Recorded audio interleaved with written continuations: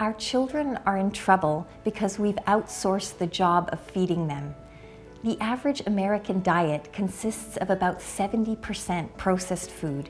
That's food that's produced by companies who prioritize short-term profits over the long-term health of our children. As the processed food industry expands, many other parts of the world are also beginning to follow this trend.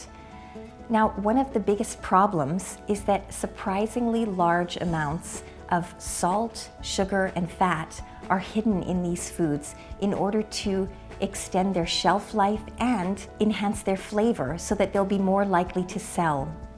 By far, the majority of the excess salt and sugar in the average American child's diet comes from processed food.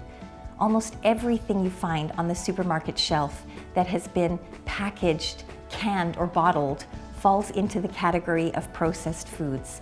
These include things like breakfast cereals, granola bars, cookies, crackers, and sweetened drinks.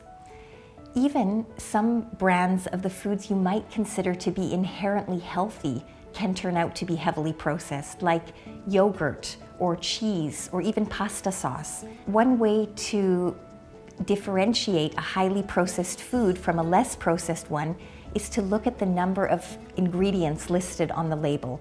If the food has a long list of ingredients, the food is most likely highly processed, especially if those ingredients are not easily recognizable to you. Now, the bottom line is that when we can, we should choose foods that are less processed for our children. The best option is almost always the kind of food that we prepare and serve to our own families in our homes. When we cook, we get to decide what is going into our children's bodies, and unlike the processed food manufacturers, we have a strong interest in the health of the people who are going to be eating the food that we make.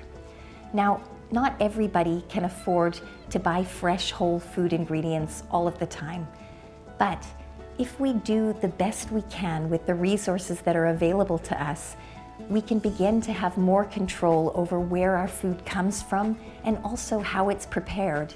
And we can make sure that only reasonable amounts of fat, sugar, and salt go into the food that our children are eating.